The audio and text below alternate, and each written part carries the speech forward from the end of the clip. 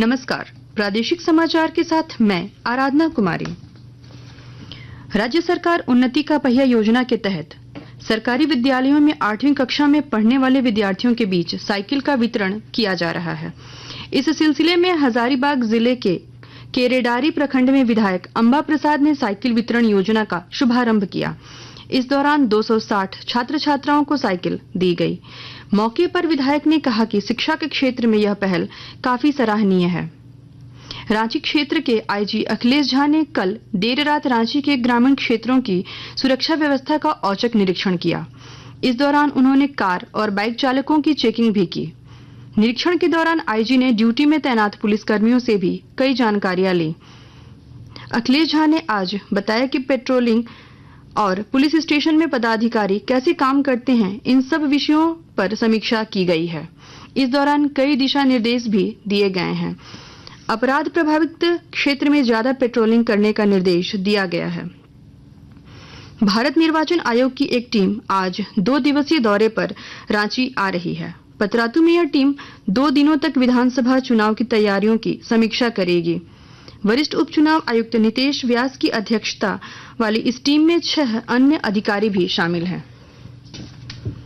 मुख्यमंत्री हेमंत सोरेन ने अधिकारियों की विभिन्न विभागों में खाली पड़े 30,000 से अधिक पदों को सितंबर तक भरने के आदेश दिए हैं। उन्होंने कहा है कि सरकारी कार्यालयों में मानव संसाधन की कमी से सरकार द्वारा जनहित में संचालित योजनाओं के क्रियान्वयन पर प्रतिकूल प्रभाव पड़ता है। भ्रष्टाचार निरोधक ब्यूरो एसीबी ने खास महल के सदर अंचल में कार्यरत कर्मचारी ओहदार तिर्की को 4,000 रुपए रिश्वत के लेते हुए रंगे हाथों गिरफ्तार किया है। मामला बुधवार दोपहर का है। बताया गया है कि ओहदार तिर्की सदर अंचल में कार्यरत था। ओहदार तिर्की पर आरोप है कि उसने एक व्यक्ति से उसके कार्य को पूरा करने के एवज में 4,000 रुपए की मांग की थी। शिकायतकर्ता ने इसकी सूचना एसीबी को दी है। एसीबी ने योजना बनाकर उसे रंगे हाथों गिरफ्तार किया और उसके पास से रिश्वत की रकम भी बरामद की है। रांची पुलिस ने चर्चित डीपी ज्वेलर्स लूटकांड का खुलासा कर लिया है। कांड में शामिल 8 अपराधियों को पुलिस ने अलग अलग ठिकाने से छापेमारी कर गिरफ्तार किया है। इस लूटकांड को पलामू के एक गिरोह ने अंजाम दिया था। गिरफ्तार अधिकारियों के पास से लूट का 950 ग्राम चांदी, 450 ग्राम सोना, 1,65,000 नगद सहित 5 हथियार बरामद किए गए हैं। रांची के वरीय पुलिस अधीक्षक चंदन कुमार सिन्हा ने बताया है कि लूट की पूरी योजना उड़ीसा के राउरकेला में बनाई गई थी। गिरिडीह में अधिवक्ताओं ने भारतीय न्याय संहिता का स्वागत किया है। गिरिडीह अधिवक्ता संघ के महासचिव चुन्नू कांत ने कहा है कि अंग्रेजों के समय निर्मित कानून दंड व्यवस्था पर आधारित थी, जबकि नई भारतीय कानून न्याय व्यवस्था पर आधारित है।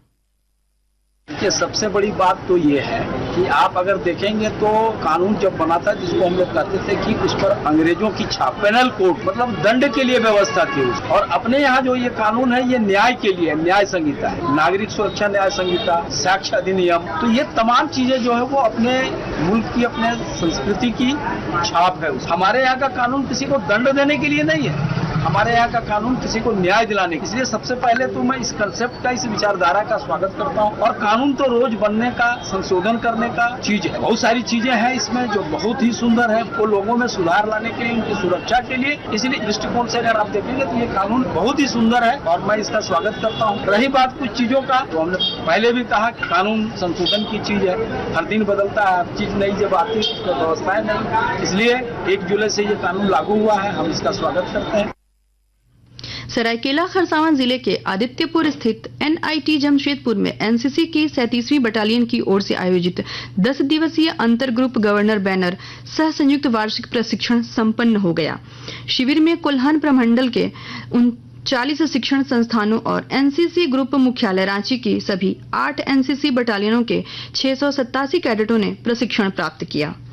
हजारीबाग के वार्ड नंबर 21 में पड़ने वाले पेलावल रोड की स्थिति बारिश के कारण जर्जर हो चुकी है।